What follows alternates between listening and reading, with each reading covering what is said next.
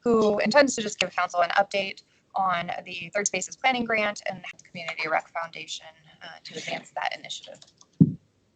Mr. Mayor, councilors, thank you for giving us a little time today to give you an update on where we are at with this Third Space Planning Grant. And I wanted to have the opportunity to introduce you to the leadership team that is pushing forward a lot of this amazing work that is going to be happening over the next year. So real quick, I know you've seen this, but an overview of what we are doing in partnership with the Community Recreation Foundation in regard to a $50,000 grant from the Collective Health Trust. The city did not qualify for that grant, so the Community Recreation Foundation stepped in and applied for that grant. And then Stu, who is the grant chair for the Community Recreation Foundation, and myself presented to the youth advisory board that the Collective Health Trust had in place to evaluate over a dozen different presentations to be awarded this grant. And Stu did such an amazing job that the Community Recreation Foundation was awarded this grant. So real quickly, the $50,000 grant given by the Collective Health Trust is going to support three interconnected components. First, our Youth Advisory Council. One of the pieces of feedback that we received and why we received the grant funding is the whole premise and purpose of this initiative is structured around the thoughts, inputs, and ideas of this Youth Advisory Council. This is driven by this wonderful group of individuals that I will be introducing here in a second. But through the grant and what is going to be happening in this next year is we've compiled a Youth Advisory Council, of which you'll meet some of the representatives. They are going to put together a youth accessibility action plan where they're going to be evaluating city spaces and being able to give us insight and input on how we can better utilize those city spaces to be more conducive as third spaces for youth in our community. And then finally, they will work on a feasibility study and hire a professional that will then produce a feasibility study based off of their input and feedback that has multiple components with the intent that once we have that professional feasibility study in place, Community Recreation Foundation will go back to the Collective Health Trust to ask for more money to actually put the plan of action in motion. So with that, really what I wanted to do was to introduce you to this amazing group of people. First, we've got Stu Yap with the Community Recreation Foundation, and he has been the key driver in all of the grant funding and everything going on with this project. We've got Lyric Wall, our recreation coordinator, Mariah Spearman, our recreation supervisor. They are going to be, along with Stu, helping partner and spearhead this project from the city side of things. And then we have this wonderful group of young individuals here. First, we've got CJ Severson. She's an 18-year-old NCHS student, and she's passionate about leadership, advocacy, building inclusive spaces for youth. She's currently serving as our chair. So thank you, CJ. Yeah. I'm the chair of Youth Empowerment Council. Yeah, and then yes. Okay, make sure. And then we've got Sadie Wendling. Sadie. She goes to Casper Classical Academy, and she brings enthusiasm, compassion, and a strong sense of responsibility to everything she does.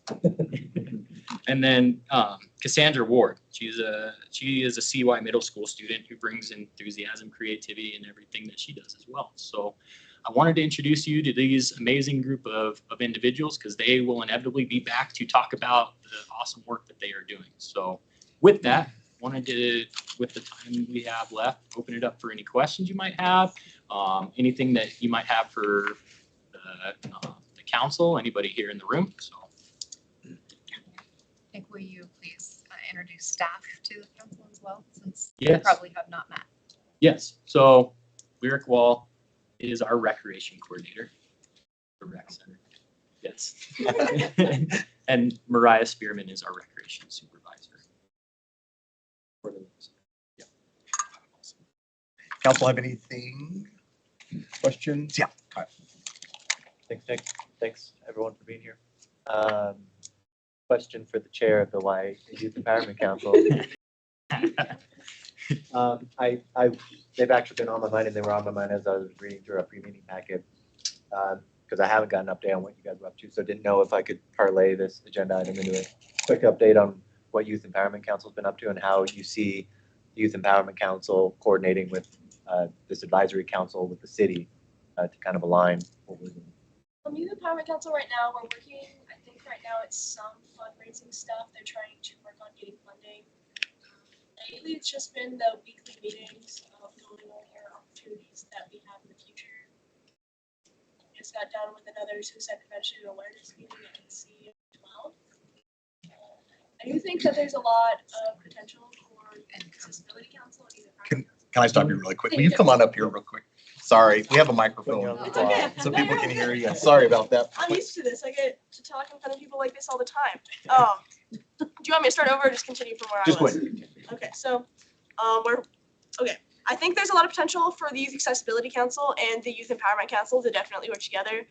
Youth Empowerment Council has a wide variety of youth in it who do care about their community, and also just like I said, it's a wide variety. It's not just like the good kids or the bad kids. It's like a large range of kids that I think that if they do work together properly would make like a really good start for like surveying and like just getting a good idea of what a third space might be. Great. Am I Thank good? you so much. Yep, Yes. you are. Any other questions? Yeah, go ahead, Kyle. Thanks, Nick. I was curious kind of the sort of timeline we have that we're trying to get this done with. And secondly, I'm kind of curious, the age of the volunteers that we have. One of the issues we had on youth council is constant turnover because folks are aging out. So we're going to lose any of y'all anytime soon. And how does that fold into the timeline? So as far as the timeline, now that we have our council of individuals, the intent in regard to actually putting into step 2, the youth accessibility action plan would be over the next couple months, having our council tour city facilities, brainstorming, putting together some real actionable items that then we can put into place when we're hiring, when Community Recreation Foundation is hiring a professional consultant for a feasibility study. The intent would be that by the end of this fiscal year, the city's fiscal year, that we have a feasibility study completed and we have something to bring to the mental health collective to apply for funding to actually put that into place. The key to that is transitioning into years 2 and 3. Transitioning into years 2 and 3. So this is like the planning, and so the couple plans that we just talked about, they're handling a lot of it. We needed a strategic plan, and we also need to do a networking plan with places like the YMCA and other places to figure out where we can, basically link and work together on these activities. So we have to make those 4 deliverables at the end of this year, which will be August, September. And then in order to get the implementation money in years 2 and 3, $100,000 a piece, successful deliverables, plus I'm sure an additional grant submission. So that's kind of the timeline. That's what we're looking at from a foundation point of view. Questions? Oh, yeah. I like to know about everything. So for our YAC, if you didn't know, that's the acronym for Wonderful Council. For our YAC, we have ages from 12 to 18. One thing that CJ kind of touched base on is we have this wonderful connection with CJ, with them being the chairman for the YEC. And one of the main things that we're going to focus on, because we have 3 of our council here, is outreaching to the YEC to partner in this evaluation of all of our city spaces, because while we would love to have our own, why not already reach a group of people and kids that are already so passionate about making these inclusive spaces. So we're going to spend some time discussing the next couple of weeks on how we can partner with the YEC and how that's going to look so that we can reach a broader audience in terms of evaluating all of our spaces. So And in terms of aging out, I'm confident that we should be good in terms of our timeline that Stu just explained. So, thank you. Thank you. Thank you. I know you done it. I was gonna hang on to the question, but you opened it up. My question was, what other planned outreach do we, so I'm glad to hear youth empowerment. Do we plan on intersecting with student councils or, I mean, I don't even know what other like youth-oriented groups there are, but they're probably all school-based for the most part. But do you see any other groups as far as advisory council reaching out and trying to crowdsource as many youth opinions as possible? When we were doing our outreach and trying to get people to be interested in the YAC, we did reach out to those organizations and those groups. One thing that these student councils and these sports already have is they already have a space. And so it's hard to get them to come and be invested in a third space because the third space is a space that doesn't exist. It's not a sport, it's not a school. And so when we're reaching out to these students who are already involved in something, it's hard to get them to come to us. What we're going to focus on primarily is using the youth that we already have and getting them engaged and having them outreach, because that's really all we can do. We attend the Youth Mental Health Collective, which was today. But we work with them as well and get a lot of good ideas from them on what they're doing. And we're confident that we'll be able to reach more students just by being active in all of the opportunities that we already have. Because with what's been going on in our community, I feel very hopeful because I've experienced a lot of different groups who are really passionate about these third spaces for our youth in our community. So I feel like this is a really good start, and we're going to just make it so much better in our community. Any other questions? Yeah, go ahead. Yeah, thanks, Mariah. And thank you all for being here. Good to have you. Eric, sorry. That's You're Mariah. You're Mariah. Sorry, I switched you. Sorry. Look alike. It's so Sorry. easy. Mariah, okay, sorry. But anyway, I attended the Youth Mental Health Coalition meeting today. And so one of my quotes, you mentioned that partnership with, so are you referring to like other city-owned necessarily, or publicly funded or privately funded, or all of the above for those partnerships?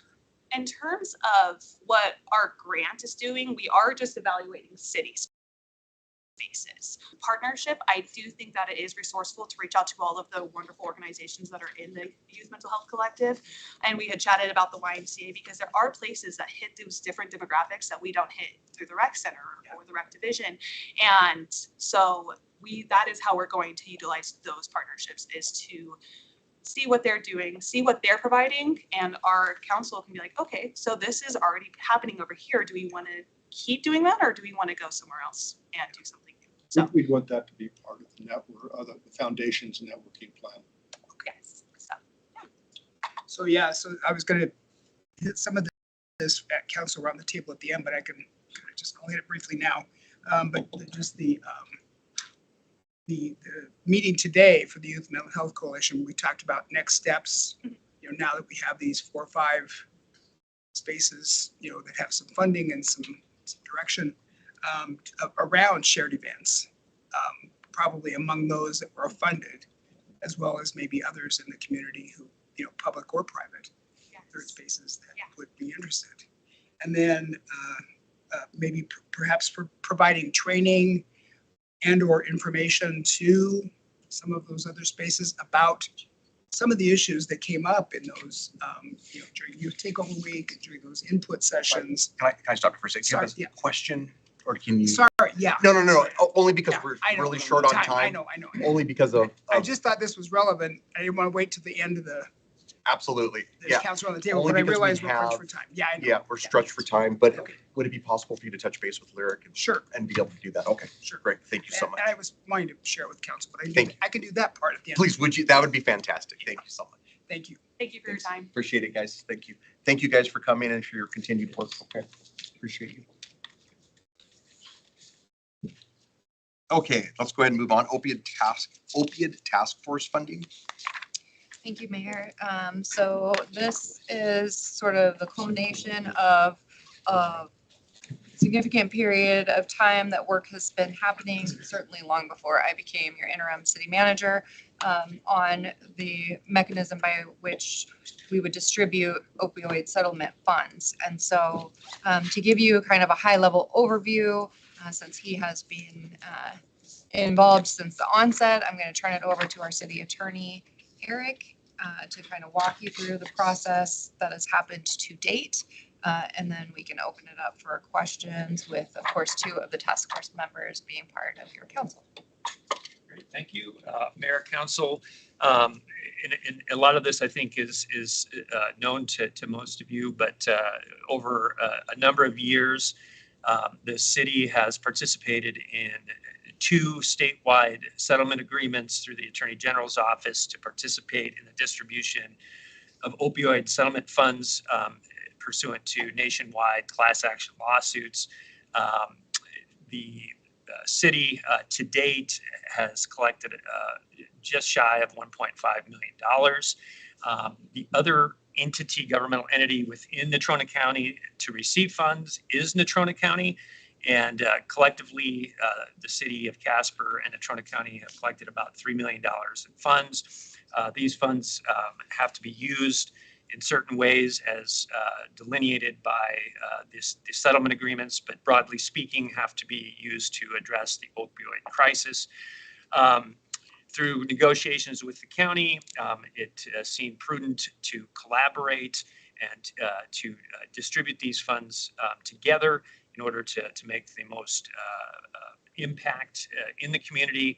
And so through a memorandum of understanding that was entered into by the city of Casper and Natrona County, the opioid task force was created. 2 counselors, Gamroth and Haskins, as well as 2 commissioners, Nicolason and Coates, and a third person, Carol King, comprise that task force.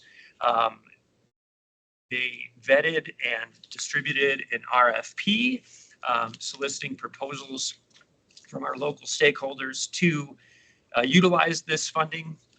There were 7 responses that were received.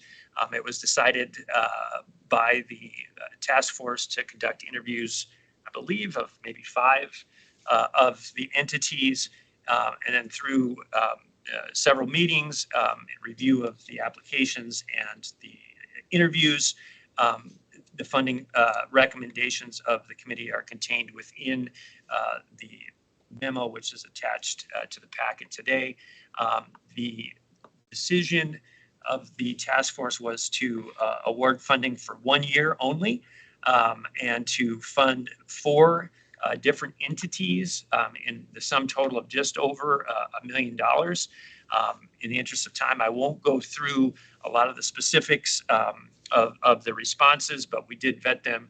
They're all certainly legally compliant with the settlement conditions and stipulations. I think the committee felt that these 4 best addressed kind of the spirit and need of what the committee thought was the priority.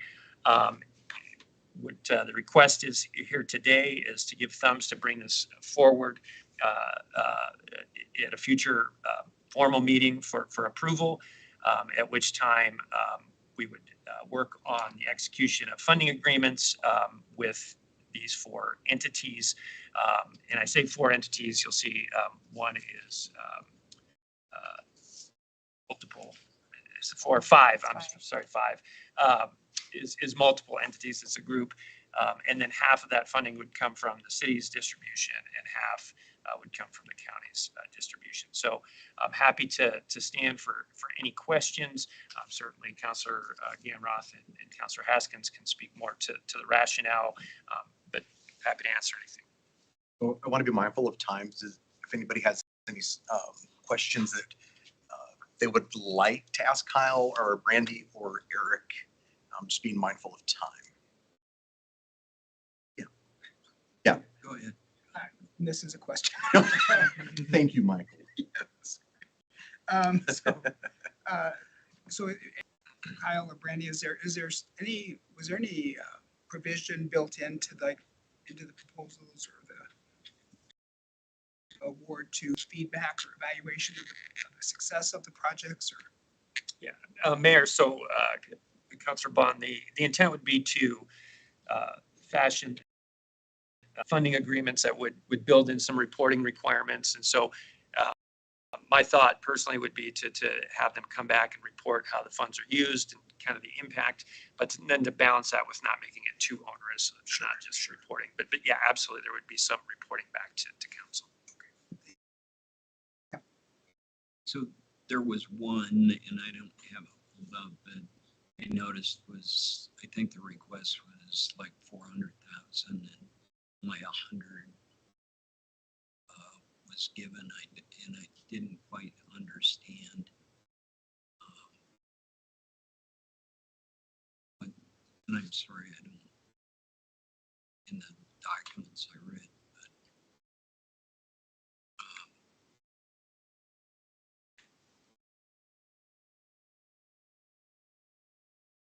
but maybe it was the 707 from on the first proposal. And then it got cut down to 372. Maybe the 707 was for 2 years. I don't know. So Mayor, I don't want to speak for the committee's thought process, but a couple of things I think that were key is that one, we have a finite amount of financing. And so wanting to do a 1 year kind of test case and see what the results are and reevaluate in a year. Two, we continue to receive funding, but it's really hard to know at what cadence and how much we're ultimately going to get. I think the intent, if I recall, is the amounts were cut down, and so not fully funded, but it's going to be more of a block grant. We're not going to say, well, we cut this part out and this part out, and so you have to do just these three and not these two. It's going to be, we're going to give you this block of funding, and then come back and tell us, how that worked. If I recall, councilors, if I'm wrong, I think there were some concerns about the feasibility of a couple aspects of that, specifically as it related to the utilization of our police department. Didn't feel like we were quite there. Some other aspects that I think that the committee felt weren't as fully vetted. So I think the 372 represents what they really felt like was the solid part of the proposal. But I don't want to speak for you also. Eric has been doing a great job so far, so I'm not offering anything unique. We did want to keep it to 1 year. We didn't want to blow the whole wad. Some of these were multi-year proposals, and so we had decided as a group we didn't want to be funding, in some cases unique ventures for multiple years without being able to evaluate after 1 year and establish, are these getting the metrics, or is this achieving the success that we're looking for? We want to leave some of that funding so that we could calibrate again after 1 year and make sure that we're really getting the most impact out of it.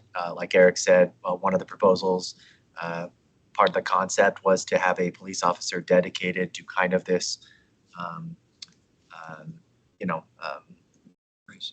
social crisis kind of component. And our feeling was, we can't even get fully staffed at the department for regular officers. And so we would essentially be taking one of our officers we would put on the streets and dedicating them to this, which we didn't feel like was the right way forward. And so, that was kind of our rationale, not to spend all the money all on the first year, to leave about 2/3 of it off so that we could fund them going into the future. And all great interviews, and it definitely warrants another hour-long conversation, in my opinion. But This is going to go forward to a work session for more discussion. firm session or Mayor, I think if there's Or time, excuse it'll me. come to just the next regular Just the meeting. next for regular approval. meeting. Okay. Yeah, I agree, Kyle. I wish there was more time to discuss it. I believe some of the time. So. We can. Would council want more discussion around this if we wanted to take it to a work session, just to kind of dive into it more? I think at the very least it shouldn't be on consent. That's my opinion. But How about we do it for a work session? Is everybody okay with that? And I would prefer to hear more about all of these so that questions I can answer in a little more detail about it. So, yeah, Let's do that. unless there's a time crunch Are that we in a is time crunch or anything? urgent for us to do it after the fact. They all sound good up front, but Yeah. I'd like more information. Yeah, I don't think there's a time crunch. I do think the county was potentially approving this today, and so I don't know if they did or not, but there's still not a time. I mean, we can come back to the next work session, discuss it, and then still get it on the August. Let's plan on doing that. Let's get it on the next work session. Have a little bit more in-depth conversation about it, and then we can get it on that next regular meeting. Push us well into December though, just because we don't have one next week, so. How's council feel about that? Work session would be the 9th of December, and then the agreements could be prepared for the next regular business meeting. So, I mean, this is ass backwards, but could we go ahead and do the thumbs up and then come back? I mean, because of the timing. Council. Amber. I Sorry. don't need the work session in order to be able to make a decision to move forward, so I'm confident. You just with wanna that. know I just want more. more just wanna know. information. I Perfect. want to hear more about the process and Thank how you. it went. Appreciate that. So I would be fine with that. So why don't we just do that? Thank you, Pat. So we'll approve it Yes, I today. trust the committee and the work that they did, so Gotcha. I'm I'm with happy to Perfect. move it, but. Is it appropriate to have the RFPs in a future packet? Is that like publicly? It's all public, yeah. Might be helpful to put in an information packet or something. So council's okay with moving this forward, and then we'll have a work session, the next available work session, we can put this on there to discuss, learn more. Okay, just a couple things. Don't forget leadership nominations start today, and then they'll be due by next Wednesday. So please start looking into that and getting those to Amanda. What if there's no interest? What's that? What if there's no interest? Then it falls to you, Pat. There's a fail safe. Ray will stay there. You're the fail safe, Pat.